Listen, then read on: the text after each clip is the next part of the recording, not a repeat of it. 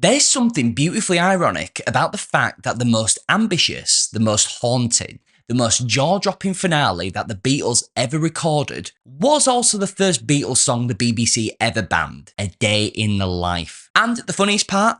It all started at a party. So it's May 19th, 1967. Brian Epstein is hosting the ultra-exclusive launch party for Sgt. Pepper's. London's media and music elite are all there, including DJ Kenny Everett, one of the biggest radio personalities in the country. He grabs quick interviews with John, Paul and Ringo, laughing with them as the album plays through the speaker for the very first time. He leaves the party buzzing, and the next afternoon he's ready to share this once-in-a-lifetime preview of the album with the public. On his show Where It's At, he lines up the tracks, he intercuts them with Beatles quotes, and gets ready to play for fans the record that's about to change pop culture, one of the greatest albums ever recorded. Except one track is suddenly off limits. The final song, A Day in the Life, is missing. Everett announces that he can't play it, not because he didn't want to, but because the BBC have now stepped in. They'd banned it. And their reason? Well, it was a single line. I'd love to turn you on. That was enough. The BBC interpreted the line as an encouragement to take drugs. And it's the 60s, so yeah, a lot of people are taking drugs. And if that wasn't enough, the big build-up that follows the line, well, in their eyes, it made it worse.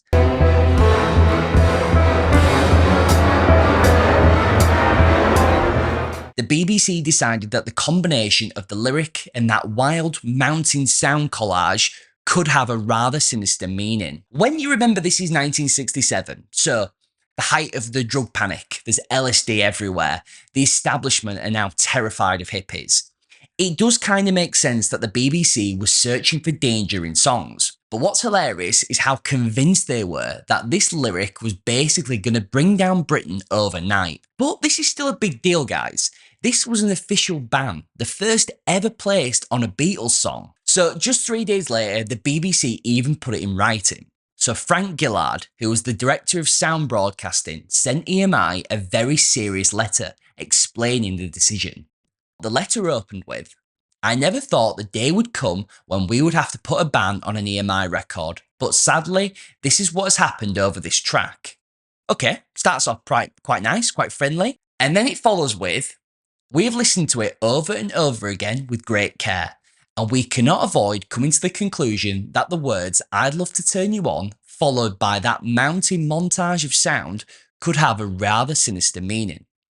Okay, don't really get what the sinister meaning is there, but let's go, okay? Turned on is a phrase which can be used in many different circumstances, but it is currently much in vogue in the jargon of the drug addicts. Okay, that makes sense. They are outright saying that they think the Beatles are drug addicts and they want to make kids of today drug addicts, just by that one line. Well, can you imagine banning one of the greatest songs in rock history because you think teenagers will immediately go out and drop acid the moment John Lennon sings that line? But while the BBC were writing letters, the Beatles were in Belgravia, drinking wine and laughing about the whole thing. They didn't care.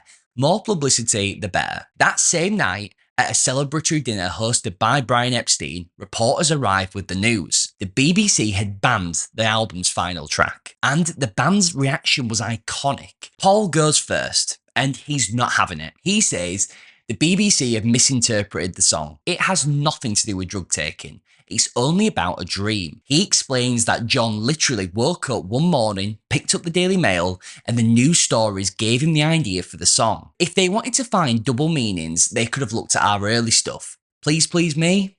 Come on. John then jumps in. He calls the line the most innocent of phrases and says that he and Paul wrote the whole thing from a series of newspaper headlines.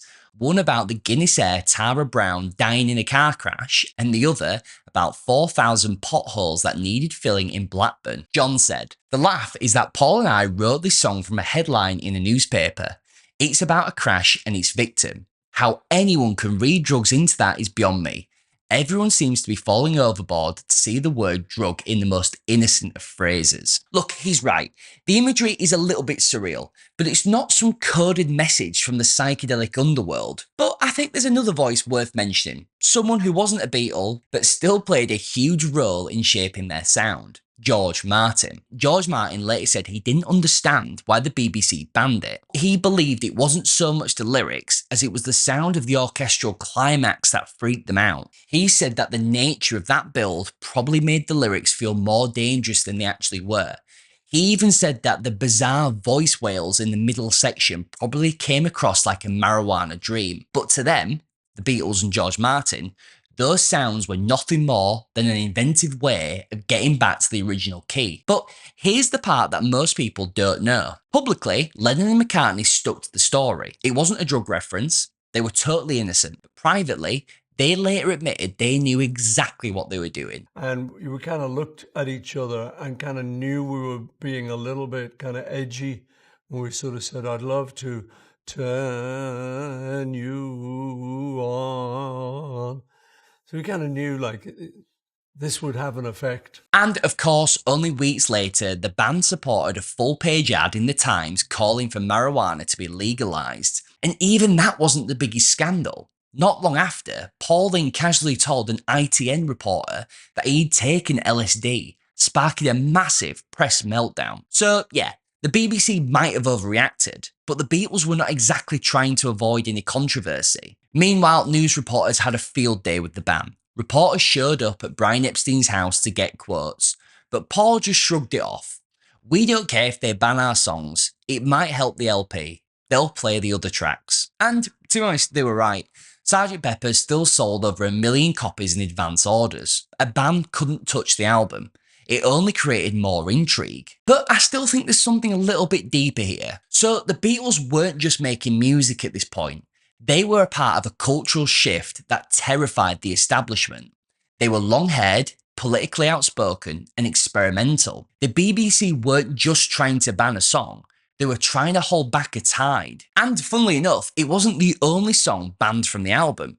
Several weeks later, the BBC banned Lucy in the Sky with Diamonds because of its drug references. Unbelievably, the ban stayed in place until the 13th of March 1972, almost 5 years. And by the time that they finally lifted it, well, the world had changed. The counterculture had shifted forward, censorship wasn't as tight, even the BBC had become a little bit more comfortable with the fact that not every lyric was going to match the morals of the 40s and the 50s. But I think the most important fact remains, one of the greatest songs ever recorded, a track that music historians rank among some of the most important of the 20th century, was once considered too dangerous for British radio. Today, A Day in the Life is legendary, and somewhere in its history sits this bizarre chapter where the most powerful broadcaster in the country panicked because they just didn't get it.